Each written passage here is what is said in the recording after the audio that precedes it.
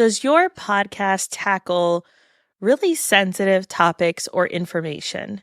If it does, then you know that it's more than just what happens within the interview that makes for a safe space for your guest as well as for the listener. Today, we're going to talk through the things that you can do before, during, and after an interview to create more safe space with your guest and create a quality conversation for your listeners.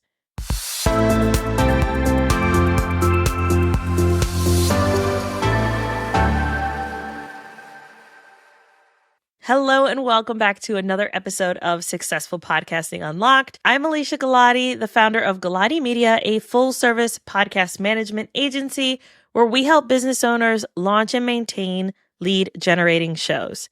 Today's question is, how should I prepare for an interview that covers sensitive topics? This is something that we are in the middle of with one of our clients.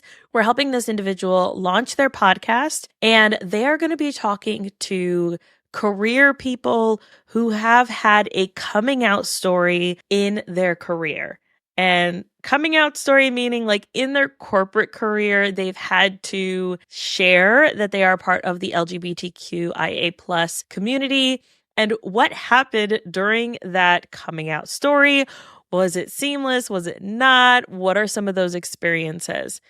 And as I've been coaching this client through how best to approach these topics, it really reminded me that not everyone has an Alicia in their back pocket helping them launch their podcast or helping them really create a show that allows for a safe space for their guests. So I wanted to be able to share this information with you as well. I'm sure that even if you have a podcast that does tackle sensitive topics, you still want your guest excited and inspired to share their episode. I recommend that you go back to our episode about how to get your guests to actually share about their podcast. We also had May Kay on our podcast, Listeners to Leads, where she talked about conversing with consent. And I'm going to be sharing some of the tips that she shared in that episode as well, but I highly recommend going back to that episode on the Listeners to Leads podcast. Also, we will have those linked in the show notes and description. Let's start with the pre-interview preparation. This is so important. I personally do not do pre-interviews, but a pre-interview for sensitive topics is practically vital, I think, when it comes to these conversations. It's important to understand and have a very in-depth conversation with the guest before you record them on what are some topics that they're interested in talking about, what are some topics that they're not interested in talking about. And one of May Kay's recommendations was to actually put that in your intake form. Asking the question, what is something you do not want to touch or do not want to talk about during this episode? It allows the guest to know that you care about them as a person, you care about what it is they have to say, and that you are willing to draw that line with them and for them and adhere to their boundaries. You're going to want to do some really extensive research on these guests beforehand. Are they people that can talk to these sensitive topics in a way that is helpful for your audience, or are they still in the thick of it? I don't know about you, but I have listened to podcast episodes where, I don't know if this is the best way to describe it, but the bitterness and the anger and the frustration and the deep sadness is still really raw. And while those episodes are still high quality and still are great conversations, they don't leave the listener with hope. They don't leave the listener with a feeling of there's another side to this. Instead, it feels like, yeah, this person's going through what I'm going through and they're not through it yet. Am I ever going to get through it either? So you want to make sure that you're vetting these people, that you're doing your research ahead of time, making sure that they can come to the conversation with quality. Also, give them some ground rules. It's okay to say, hey, look, this is the direction I want to take the show.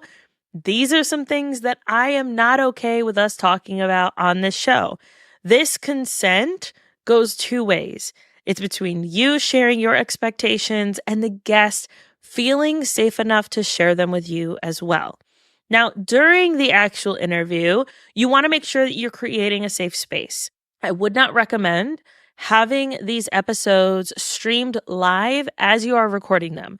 I know that not everybody does that, but if you are someone that tends to stream your episodes live, if you know you're having someone on to talk about something that is more intimate or could feel a little more raw for them, then make sure that it's offline, that there's time and space to edit it out or change it up if the person feels thus inclined. During the interview, you also want to be an active listener. You want to show up well, show up right, and show up with real feeling and a real active listening. Don't just worry about, oh, these are the questions I want to address, or, oh, I just got a notification on my phone. You want to be present. You want to be with them. We had an episode on our sister podcast Listeners to Leads with Kim Romaine about how to be more present and active as a listener while you're recording a podcast episode. And her tips were specific for ADHD folks, people who are very distracted and really struggle to stick to a script, but really want to, and how to let yourself lean into where the conversation goes and feel okay with that. Another thing you can do during the interview is ask follow-up questions. You want to make sure that you're giving not just yourself, but the listeners a more comprehensive view of the topic, that it's not just surface level stuff, that you really can get deep. So often I think that people, for more sensitive topics, tend to just lightly dust to the surface. And I think that humanity and listeners are begging us to go deeper. They're begging us to be human, begging us to feel with them. And so asking those follow-up questions can really help you do that. And avoid sensationalizing these people's trauma. This is really important. We're not here for clickbait or shock value. We're here to provide valuable information and insights for our audience, and that is key. Now, after you've done the interviews, you've done all the things for you before the interview, you've done really great quality things during the interview, and then now the episode is about to go live. What are some things you can do?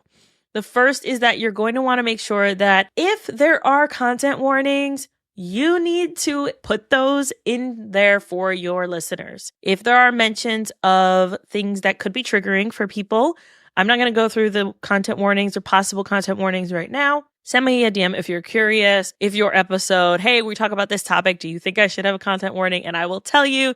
But for the most part, if you're asking yourself that, the answer is probably yes.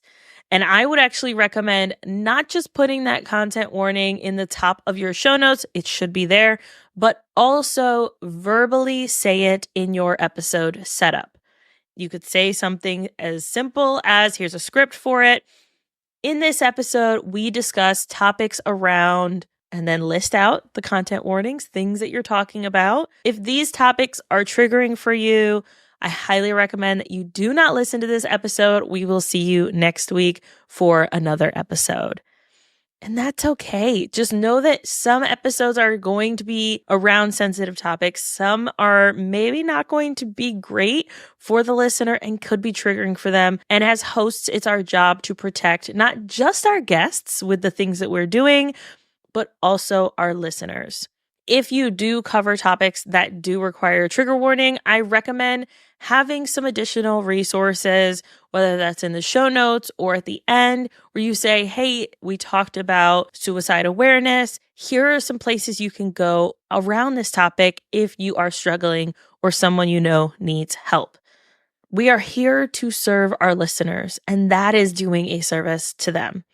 I also recommend that if your guest says something and later says, hey, I don't want that part in there, or I'd like to change something, that you're open to that possibility, especially around more sensitive topics. Make sure you go listen to our episode where we talk about what to do when your guest wants you to take down that podcast episode. Encourage your listeners to give feedback. What are things that they liked about the episode? What are things that they would like to see more of or less of? And then go from there. We're all humans here. I think that it's really important that we are showing up with integrity as hosts for both our guests and our listeners. If you are someone who covers a lot of sensitive topics, I have a free downloadable checklist of everything we talked about when you are conducting interviews on sensitive topics. You can go to GhilattiMedia.com/safe, SAFE, for more information for that free downloadable. And I'm hoping that that helps you as a podcast host to show up better and show up well for your guests and your listeners. If you have your own podcasting questions, please feel free to reach out to me on Instagram or LinkedIn, or you can find me at successfulpodcastingunlocked.com. Until next time, happy podcasting.